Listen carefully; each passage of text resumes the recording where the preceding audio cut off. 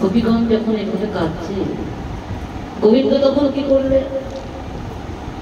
তার এই উত্তরীয়টা গলায় নিয়ে গললগ্নিকৃত শেষে বড় জোরে কবিগণের সামনে দাঁড়িয়েছে। আমি তোমাদের কত কষ্ট দিয়েছি, যে পরে আমার আস, আমি তার করিস সর্বনাশ, যে না ছাড়ে আমার পাশ, আমি যে কই তার পাশে। আমি অপরাধ করে ফেলেছি গোপীগণ, তোমাদের অনেক কষ্ট দিয়ে ফেলেছি, আমাকে ক্ষমা করো। এখন গোবিন্দের এই অবস্থা দেখে গোপীগণ কোথায় বসতে দেবে? অশ্রু জলে বক্ষ ভাসিয়ে দিয়েছে, বক্ষের উপর উত্তরীয় ভাস করে বসে পেতে বসতে দিয়েছে। এর থেকে কমল জায়গা আর হয় না। গোবিন্দ বসেছে, গোপীগণ জিজ্ঞাসা করছে, আচ্ছা গোবিন্দ, আমরা তোমাকে কত খুঁজেছি, কিন্তু কোথাও পেলাম না, তুমি ছিলে কোথায়? গোবিন্দ তখন বলছে যে তোমরা যে আমাকে খুঁজেছো, তাই কণ্ঠক বিছানো বনের মধ্যে তোমাদের চরণে কাটা ফোটেনি? গোপীরা পাটতলা দেখছে, বলে না তো, আমি কোথায় ছিলাম জানো? তোমরা যে আমাকে খুঁজেছো, আর আমি তোমাদের আগে আগে গিয়ে রাস্তাগুলো পরিষ্কার করে দিয়েছি, যাতে কোমল চরণে ব্যথা না পাও, কষ্ট না পাও। গোপীগণ বলছে, ও সেটা তো তুমি ধ্রুবকেও করেছিলে। ধ্রুব যখন তোমাকে খুঁজেছিল আর ডেকেছিল, তুমি ধ্রুবের রাস্তা পরিষ্কার করেছো, তাহলে তুমি কেমন ধ্রুবের পর্যায়ে ফেলছো? ধ্রুব সকাম ভক্ত, তোমরা নিষ্কাম ভক্ত। ধ্রুবের পর্যায়ে ফেললে তোমাদের প্রেমের অবমাননা করা হবে। তবে কামলাকে কৃষ্ণ ভজে, পায় কৃষ্ণ রসে। ধ্রুব কিন্তু আমাকে রসেই পেয়েছে। তাহলে তুমি আমাদের ছেড়ে গেলে কেন? শোনো, আমি ভক্তের কাছে থাকতে পারি। ভক্ত যদি একবার ভাবে আমি তো ভগবানকে পেয়ে গেছি, আমার আর ভজনে কি দরকার? ভজনে শৈথিল্য আসে, আর একবার যদি শৈথিল্য এসে যায়, তাহলে সে আমাকে পায় না। তাই আমি ভক্তের কাছে কখনো থাকি, কখনো থাকি না। তাছাড়া ভক্ত আমাকে কাছে পেয়ে বলে, আমি তো ভগবানকে পেয়েই গেছি, আমি থাকতে পারি। আমি থাকতে পারি ভক্তের কাছে, থাকি না কেন জানো? আমি কখনো থাকি, কখনো থাকি না। ভক্ত কাঁদতে আমি আরো বেশি করে থাকতে পারি। আর ভক্তের স্বভাব। আমি ভক্ত ছাড়া নই, এটা আমার ভক্তের স্বভাব। আমাকে কাছে পেয়েও পেলাম না বলে কাঁদে। তাহলে গোবিন্দ তুমি আমাদের সুধা দাও, মনোবাসনা পূর্ণ করো। এসে আমি তোমাদের মনোবাসনা পূর্ণ করব। এক গোপী এক কৃষ্ণ, এক গোপী এক কৃষ্ণ, 100 কোটি গোপী তো 100 কোটি কৃষ্ণ বলেন। মাঝখানে যুগলের রাধা গোবিন্দ দাঁড়ালেন, অষ্টসখী চরণ সেবায় রত হয়ে গেলেন। কীর্তন শুনে নেবেন কেমন নেচেছিল। মহারাষ্ট্রে ভক্ত ভগবানের মিলন হয়ে গেল। রাসে নিত্য নিত্য করত সুন্দর কানাইয়া,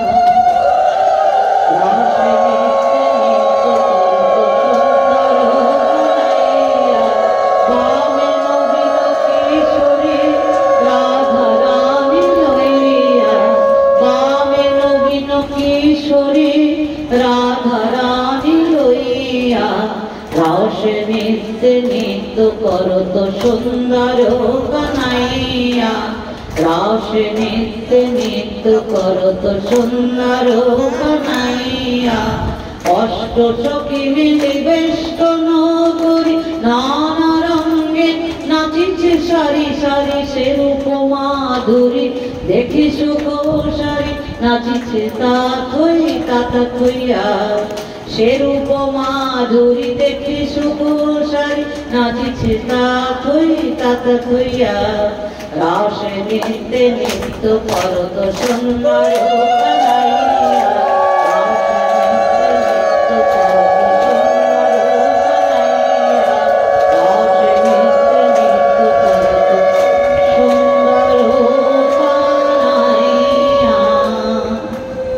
গোপীদের মনোবাসনা পূর্ণ করলেন।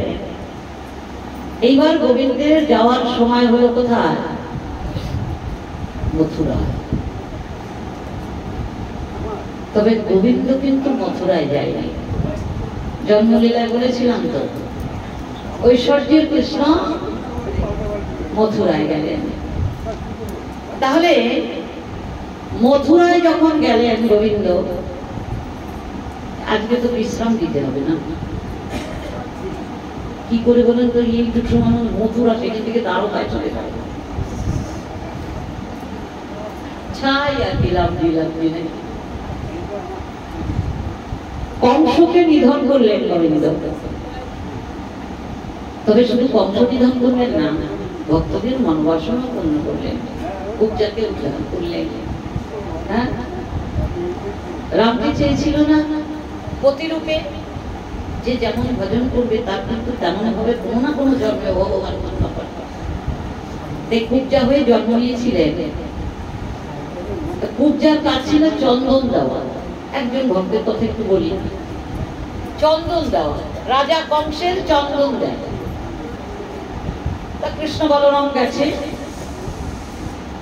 তবে মা যশোদার যে বিরহ, এই 100 বছরের জন্য গোবিন্দ 100 বছরের জন্য ছেড়ে গেলেন, লীলায় দেখাচ্ছেন। তবে মা যশোদাকে বলেছিল, মা আমি তোমার গোপাল, আমি চিরদিন তোমার গোপাল হয়ে থাকবো, তুমি ডাকলেই আমাকে পেয়েছি। হ্যাঁ, তো ব্রজলীলা একটু আনন্দ করে তারপরে যাই। হ্যাঁ, নাকি একটা গান করি? ওল্ড বাজানোর একটু বাজে, বাচ্চা ছেলেটা বলি একজন চলে গেছে।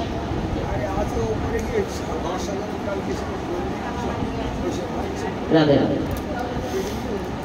নাচে কাথই নাচে কাথই কাথই নাচে নন্দদোলা, রাঙা চরণে বাজে মন্দির তান, রাঙা চরণে বাজে মন্দির তান।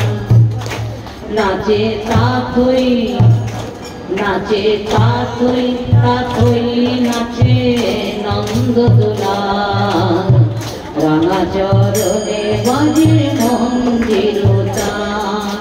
কৃষ্ণ নাচে রাধা নাচে, নাচে গোপীগণ, পশু পাখি নাচে নাচে সারাটি ভুবন, নাচে রাধা নাচে গোপীগণ। পশু পাখি নাচে নাচে সারাটি ভুবন, গোপিনীরা রঙ্গ করে রাধা শ্যামের সনে, গোপিনীরা রঙ্গ করে রাধা শ্যামের সনে। রঙ্গরসে রাধা রানী লজ্জাবে মন মনে, রঙ্গরসে রাধা রানী লজ্জাবে মন মনে। কত না সোহাগ ভরে রাধারে জড়ায় ধরে, কত না সোহাগ ভরে রাধারে জড়ায় ধরে। ঝেলে দুলে নাচে দেখো না বলো রসাল, নাচে তাথই নাচে তাথই তাথই নাচে নন্দ দোলাল। রাধা চরণে বাজে মন্দির গান, রাধা চরণে বাজে মন্দির গান, রাধা চরণে বাজে মন্দির গান। বসে পড়ুন, রাধেশ্যাম আর বসি। তবুও যে কয়জন বলবেন তাকেই হবে, সবাই তো বসতে পারছে না। কবজা তখন বলছে আমাকে সুন্দরী বললে, আমি তো সুন্দর নয়, আমাকে সবাই নিন্দা করে, আমাকে দেখতে সুন্দর না, আমাকে খুঁজছে। আমি মেনে নিই, আমি তো খুঁজছি, কিন্তু তুমি কি বললে সুন্দর, এরকম বললে তুমি। গোবিন্দ তখন বলছে আমি তো তোমাকে সুন্দরী দেখছি, অপূর্ব সুন্দর তুমি, এগুলো কংসের জন্য নিয়ে যাচ্ছি। গোবিন্দ বলেন তুমি আমার চরণে দাও না। বলেছে না, আমি মহারাজের সেবায় লাগি, তো তুমি আমার চরণে দাও, আমি বলছি।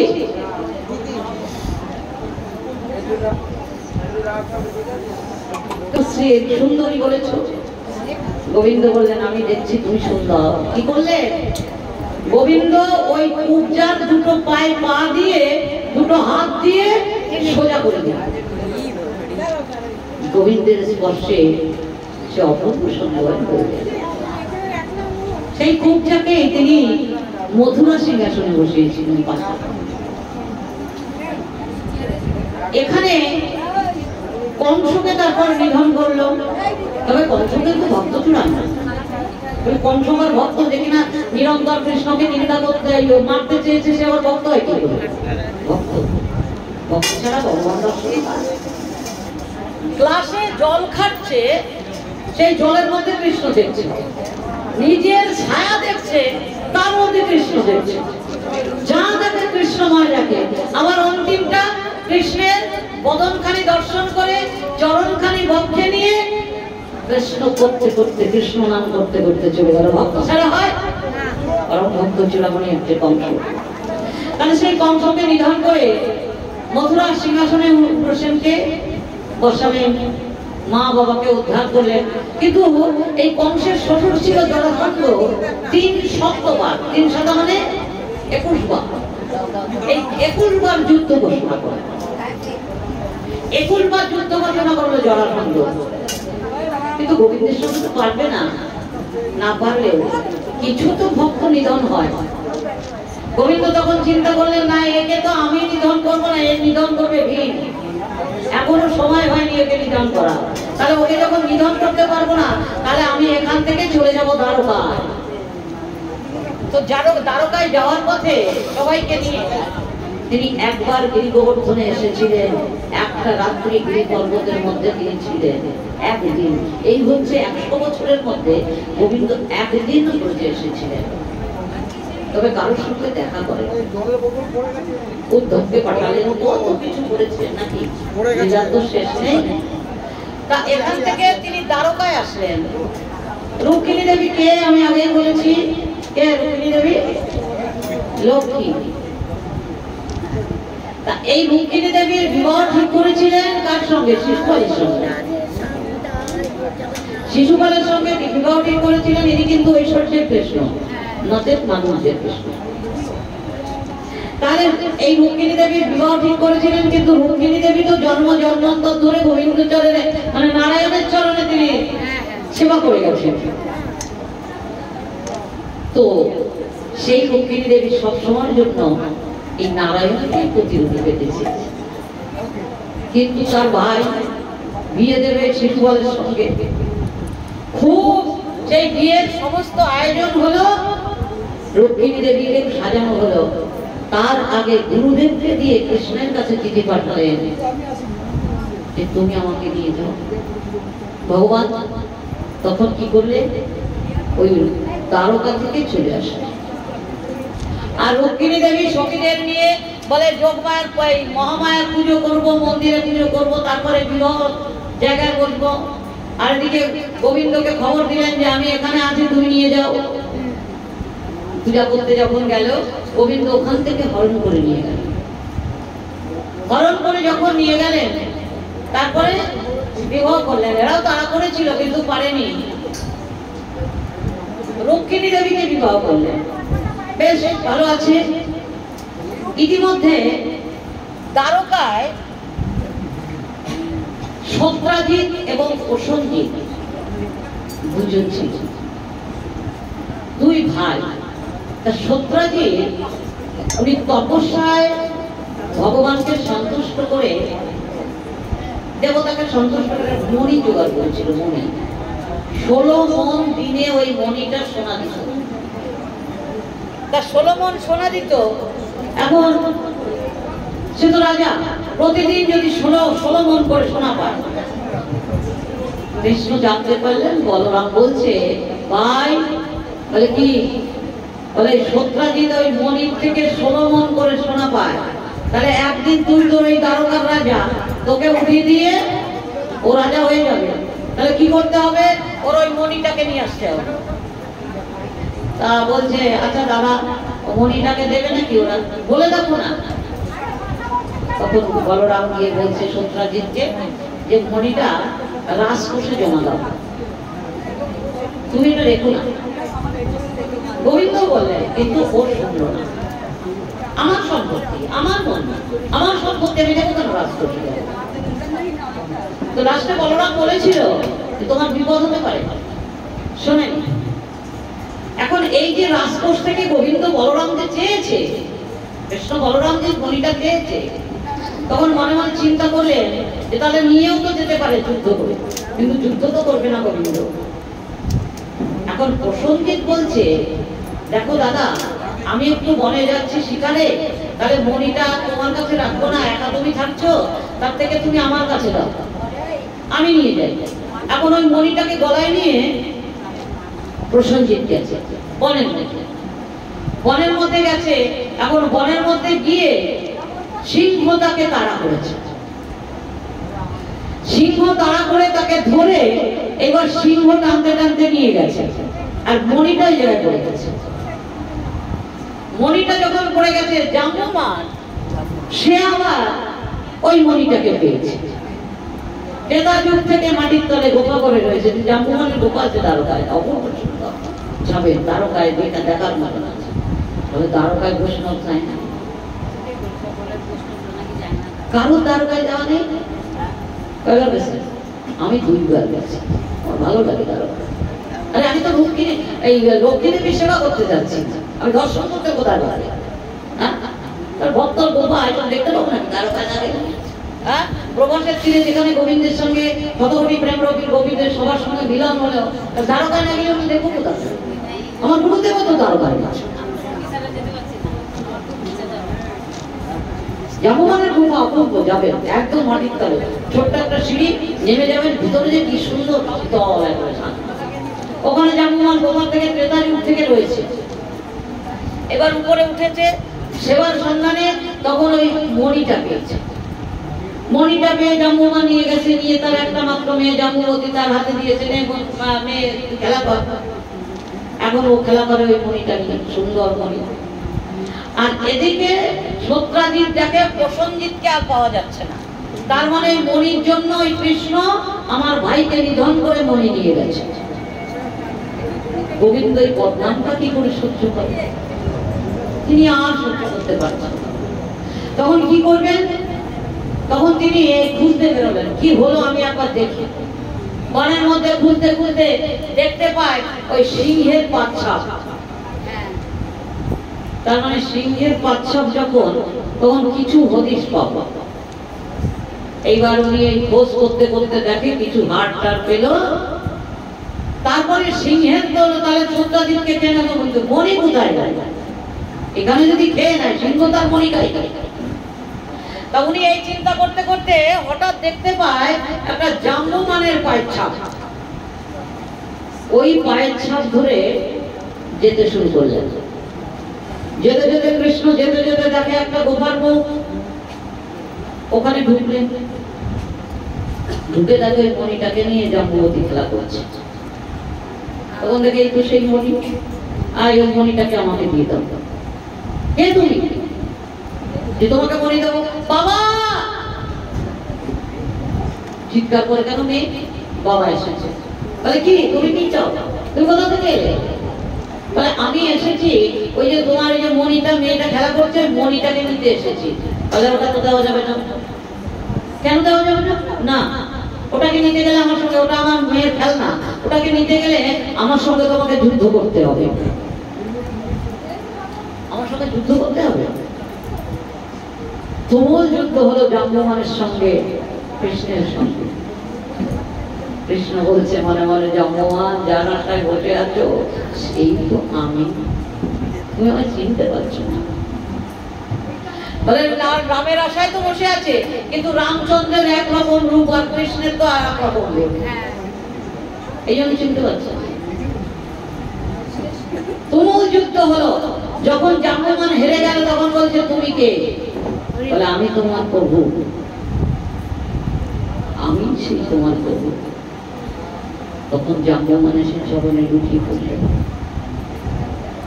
তবে প্রভু আমি মায়ার, আমি তোমার চরণ চাই, সেই ক্রেতাযুক্তি আমি এখানে রয়েছি। তোমার চরণ পাবো বলে কবে তুমি আসবে? তবে তুমি যদি এসেছো তখন তোমার চরণে আমাকে ঠাই দেওয়ারে আমার মেয়েটা তুমি গ্রহণ করো। জাম্বুবতীকে বিবাহ করলেন। বিবাহ করার পর এইবার 16,108টা ছিল, অত কথা বলতে পারবো না। তারপরে কি করলেন? এইবার ওই মণিটাকে এনে সত্যাজিৎকে দিয়েছে। এই যে তোমার ভাইকে নিধন করেছে, শিখে খেয়েছে জাম্বুমানের কাছ থেকে, আমি এই মণিটা দিলাম, নাও তোমার মণি তুমি নাও। সলমন শোনা যায়। সত্যাজিৎ তখন বলছে আমি মণি চাই না, তুমি যখন মণি এনে দিয়েছো আমি জানি তুমি ভগবান, তবে মেয়ে এই সত্য বোমাকে তোমার গ্রহণ করতে হবে। গোবিন্দ সত্য বোমাকে বিবাহ করে, তার 3টে বউ বলবে না। নারদ বলেছিল এত বউ তোমার বৃন্দাবনে, এতগুলো ধারকায়, এতগুলো তুই একটা আমারে দিতে পারবো। তো গোবিন্দ বললেন যে ঘরে আমি থাকবো না সে ঘরের বউটা তোমার, যে ঘরে আমি থাকবো না সে ঘরের বউ তোমার। এখন নারদ বুঝছে যে ঘরে যান সে ঘরে তাকে হয় গোবিন্দ ছেলে করে করে বসে আছে, কোনো ঘরে বাজার করে এলো, কোনো ঘরে দোলনায় দোল খাচ্ছে দুজনে, মানে কোনো ঘর ফাঁকা পেল না নারদ। ফিরে এসেছে, বলে কি নারদ ঘর ফাঁকা পেলে? মানে আমি নেই এরকম ঘর? বলে না, একটাও পেলাম না। বলে গোবিন্দ তখন বলছে ও নারদ, আমি যে ঘরে থাকি না সে ঘরই থাকে না, সব ঘরেই আমি আছি। ফাঁকা ঘর তুমি পাবে না, যেটা ফাঁকা ঘর সেটা চলে যায়, ওটা থাকে না। আমি সর্বন্তর্যামী ভগবান, আমি সবার হৃদয় রয়েছে, সবার কাছে থাকি। এইবার সত্যভামাকে বিবাহ করলেন, তাহলে 3টে বউ হলো, 3টে স্ত্রী। তবে সব থেকে ভালোবাসে রুক্মিণীদের। গোবিন্দের ভালোবাসা সমান হলে রুক্মিণী তো লক্ষ্মী, তার প্রতি একটু টান আছে। এটা ভাবে কে? এটা ভাবে সত্যভামা, যে আমার থেকে দিদিকে বেশি ভালোবাসা, কিন্তু আমাকে ভালোবাসবে না কেন? আমার রূপ যৌবন সব থেকে সবার থেকে বেশি, তাছাড়া আমার বাবার টাকা বেশি। সলমন সোনা মণিটা তো আমার কাছে, তার মানে আমার বাবার টাকা বেশি, তাহলে গোবিন্দ ভালো কাকে বাড়বে? আমাকে বাড়বে। তাছাড়া সবার থেকে শক্তি আমার বেশি, অহংকার ছিল। তা একদিন গোবিন্দ যখন ওই যে 16,000 যত রমণীকে যখন যুদ্ধে বধ করতে গেল, তখন কি এই সত্যভামার সঙ্গে গেছে।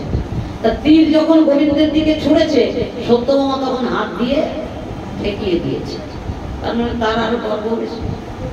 তা এই অসুরেরা দেবমাতা অদিতির কানের কুণ্ডল দেবতাদের মানে পরাজিত করে কানের কুণ্ডল নিয়ে এসেছে। সেই কুণ্ডলকে উদ্ধার করলেন সত্যভামা। উদ্ধার করে গোবিন্দ আর সত্যভামা দুজনে মিলে সেই কানের কুণ্ডল দিতে গেল। যখন কানের কুণ্ডল দিতে গেছে, স্বর্গের ইন্দ্র খুব সন্তুষ্ট হয়েছে গোবিন্দের প্রতি। তিনি একদিকে গোবিন্দর নিয়ে ঘুরছেন, আর সেই কানের কুণ্ডল যখন সত্যভামা দিল দেবমাতা অদিতি, তখন অদিতি বলছে যে আমি তোমাকে একটা উপহার দেব। তাহলে কি উপহার? স্বর্গের সম্পদ হচ্ছে পারিজাত পুষ্প, তাই আমি এই পুষ্পটা, বলে পুষ্প দিয়ে আমি কি করব? বলে এই পুষ্পটা যদি তোমার কাছে থাকে তাহলে কখনো তুমি বুড়ো হবে না, মানে নবযৌবন লাভ করবে।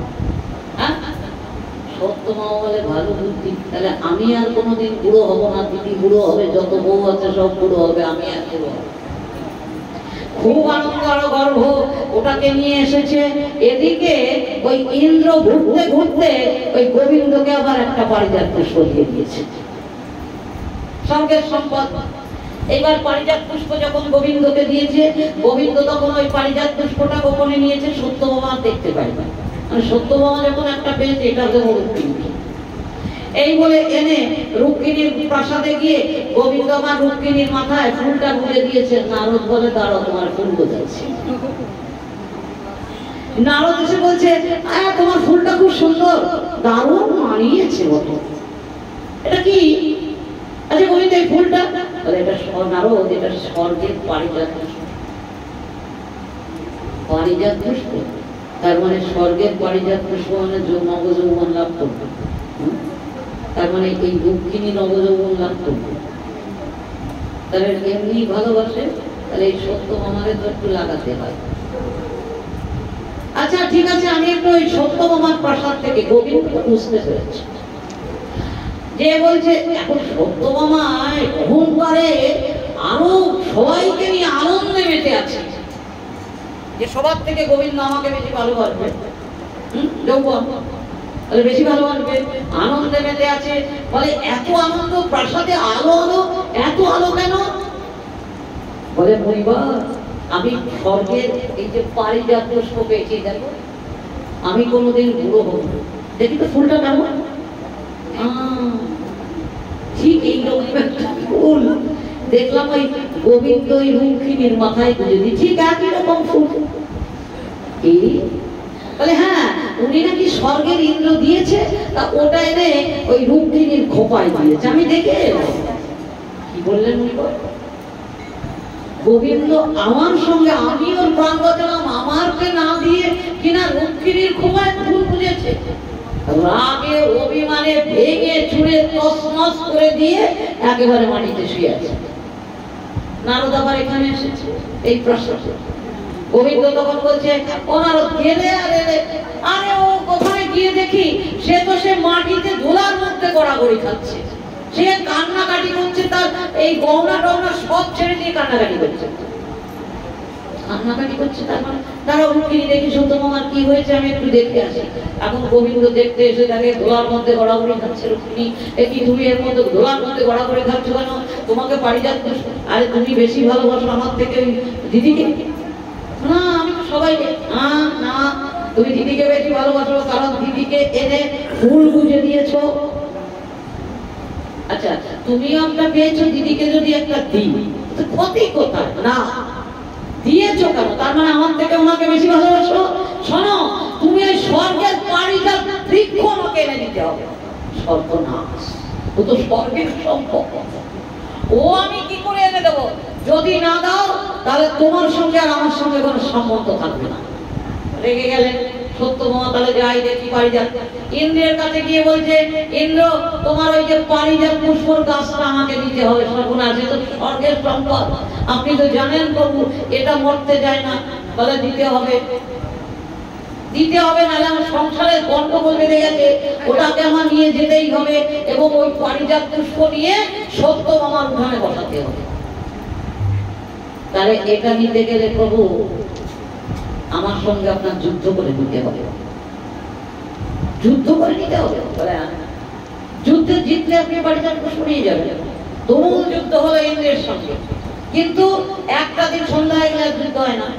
ইন্দ্র তখন বলছে, প্রভু অন্যায় করেছি, আপনার গায়ে কত কষ্ট হয়েছে, আপনি একটু ঘরে চলুন, একটু সেবা যত্ন করে।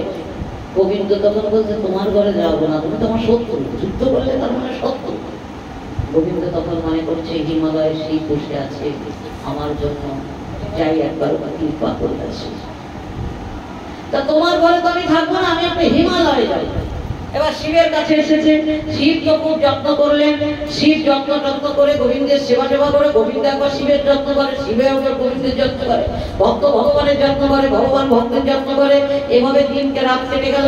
পরের দিন সকালে আবার যুদ্ধ হলো, যুদ্ধ করে ইন্দ্রকে পরাজিত করে পারিজাত পুষ্প নিয়ে এসেছে। সত্যভামার কাছে বলছে, এই যে তোমার পারিজাত পুষ্পর বৃক্ষ আমি এনে নিয়েছি, নাও। সত্যভামা তখন মনে মনে আনন্দালে, গোবিন্দ আমাকেই বেশি ভালোবাসে, কিন্তু এটা তো যে সেভাবে এটাকে প্রতিষ্ঠিত করা যাবে না, নারদকে দিয়ে একে করতে হবে। নারদ মুনিকে ডেকেছে, ডেকে একেবারে ব্রাহ্মণ বৈষ্ণব সোনা দানা তো অভাব নেই, 16 ঘন্টা প্রতিদিন অনেক একেবারে রাজপ্রাসাদ আলোয় আলোয় ভরিয়ে দিল, দান ধ্যান করলেন, সব কিছু করলেন। এইবার সব কিছু হয়ে গেল, আহুতিও দিল সত্যভামা। এবার নারদকে বলছে যে তাহলে আপনি কিছু নেন দক্ষিণা স্বরূপ বলেন। মুনিবর কি নেবেন আপনি দক্ষিণা স্বরূপ? যা চাইবেন তাই পাবেন। মুনিবর বলে, আমি ভিখারি মানুষ, আমি ঘুরে বেড়াই, সাধু মানুষ আমি, তোমার ওই ধন ঐশ্বর্য দিয়ে কি করব? তাহলে ধন ঐশ্বর্য নেবেন না, তাহলে কিছু তো নিতে হবে, কিছু তো নিতে হবে। তা বলছে, যদি দেওয়াই তাহলে আমার একটা চাকর 300 গড়াল করো, দেবে তো? দেবে তো? সত্যভামা বলে, দেবো না মানে? আপনি আমার এত সুন্দর কাজ করলেন, আর আপনি আমি আপনাকে দেবো না? তার মানে আপনি যা চান দেবো, যা চান দেবো, যা চান দেবো। আমার একটা চাকরের দরকার। বলে, চাকর? ওর অভাব নেই, অনেক আছে আমার প্রাসাদে। আপনি বলেন কটা লাগবে? একটা কেন, অনেক দেবো। অনেক জনের চাই না, ওই কৃষ্ণকে চাই।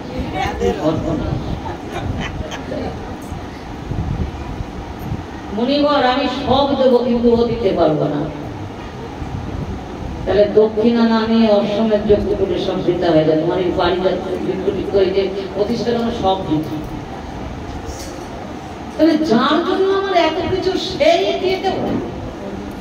এইবার কাঁপছি। গোবিন্দ তো মানে যে গর্ব, গর্বটাকেই মোচন করতে। এবার না গোবিন্দ বলছে, তাহলে নারদ চলো, তোমার যখন রন্ধনশালায় লোক লাগবে, কাজের লোক লাগবে, তাহলে আমি যাচ্ছি, চলো। এখন গোবিন্দ রাজবেশ ছেড়ে দিয়ে এবার চাকরের বেশ ধরে নারদের পেছন পেছন গেছে। নারদ বলে, প্রভু আপনি শিখিয়ে দিলেন, আমি ছেড়ে বসলাম, কিন্তু প্রভু আপনি আমার সেবা করবেন, এটা কি করে সম্ভব? বলে, নারদ করতেই হবে, মানে সত্যভামার অহংকারটাকে আমি দমন করতে পারবো না। তাহলে ওর মনটা যে অহংকারী, এটা দমন না করলে, প্রেম না হলে, সবার সঙ্গে মিলন না হলে তো ভগবান সেবা হয় না। তোর তো অহংকার। তাই আজকে নারদ গেছে। এইবার রুক্মিণী শুনতে পেয়েছে, রুক্মিণী তো মিসকে মিসকে হাসছে।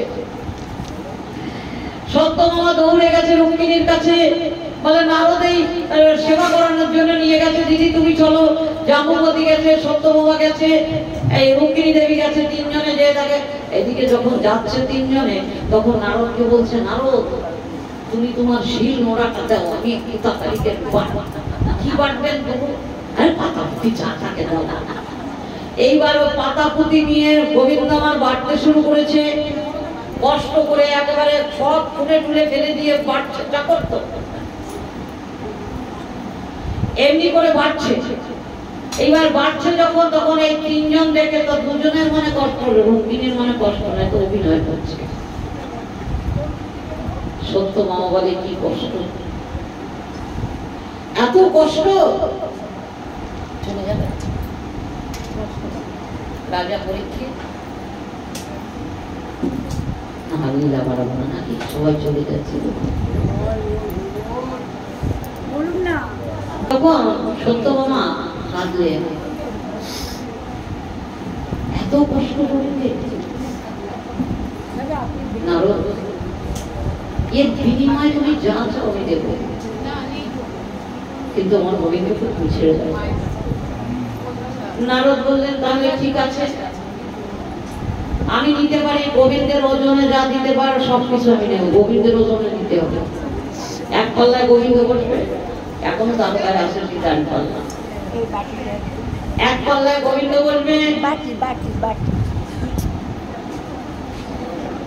আর এক পাল্লায় তোমার ধনরত্ন দেবে।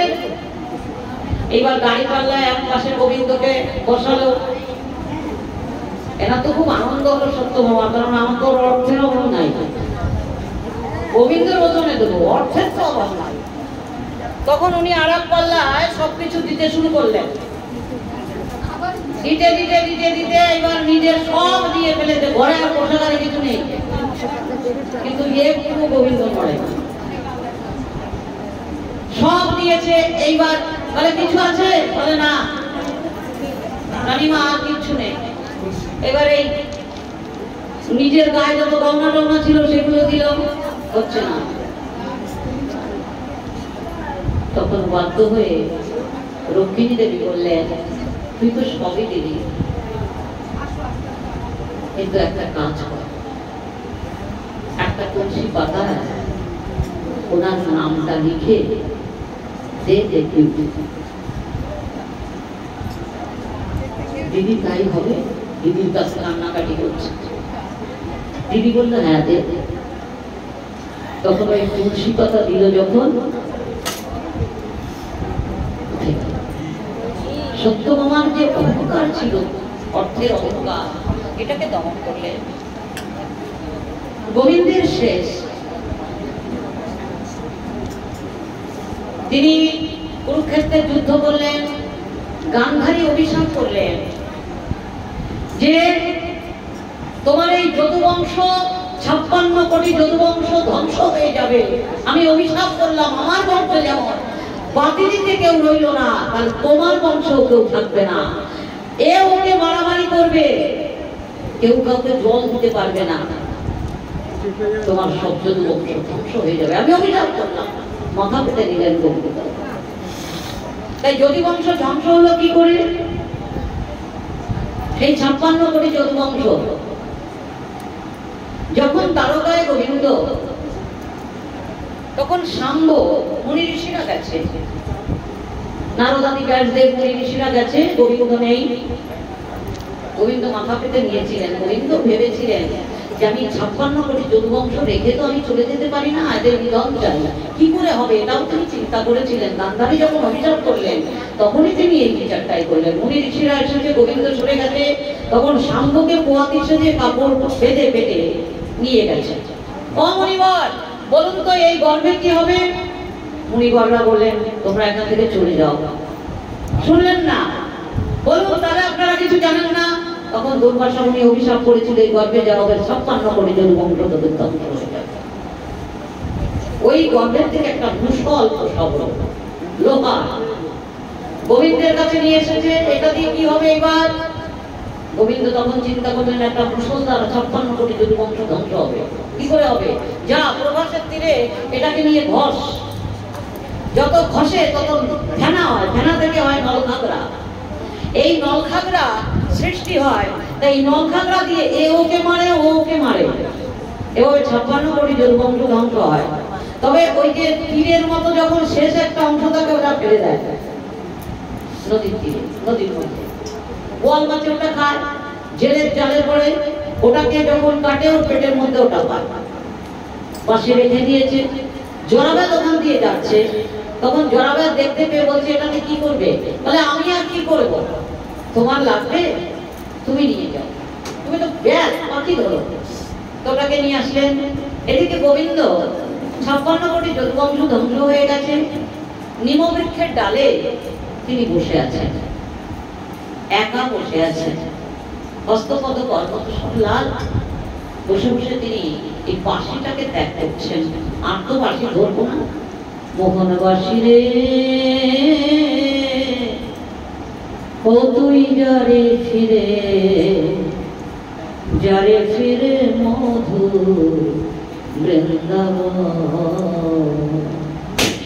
ও তুই আবেগ মাখা প্রণাম জানাস মা যশোদার পায়। খেলতে গেলে ধুলা খেলা গগনে বাড়িত বেলা, নদী নিয়ে ডাকি তুই আমার মোহন বাঁশি রে ও তুই যারে ফিরে, যারে ফিরে মধুর বৃন্দাবন।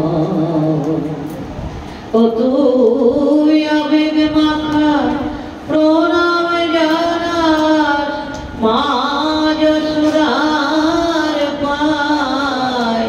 খেলতে গেলে ধুলা খেলা গগনে বাড়িত বেলা, নদী নিয়ে ডাকি তুই আমার। হস্তপদ কর্মত লাল। এখন নিমের পাতার রং আর গোবিন্দের গায়ের রং একরকম। চরণ দুটি ঝুলিয়ে বসে আছে, গোবিন্দ আছে। জরাবাদ দেখছে ভালো একটা পাখি বসে আছে। তখন উনি ওই যে তীরটা মারলেন। যখনই তীরটা মারলেন গোবিন্দ তখন পড়ে গেল নিচে। জরাবাদ চরণ ধরে কান্নাকাটি করছে, কিছু দ্বারকায় আছে, এখনো পা উঁচু করে আছে, তীর বিদ্যা মারছে। তো যখন গোবিন্দ চরণ ধরে কাঁদছে, বলে আমি কি অপরাধ করেছি প্রভু? আমি তো আমার হাতে তোমার বলে আমাকে কে মারে গো? আমি তো লীলা করি, আমি না মরি, আমার না জন্ম হয়, আমি প্রকট হই, আমি অপ্রকট হই, আমি আদিতে ছিলাম, আমি বর্তমানে আছি, আমি ভবিষ্যতে থাকবো, লয় প্রলয়ের পরেও আমি ভবিষ্যতে থাকবো, একা আমি থাকবো, আর সব ধ্বংস হয়ে যাবে, আমাকে কেউ মানতে পারে না। তোমার মা আগের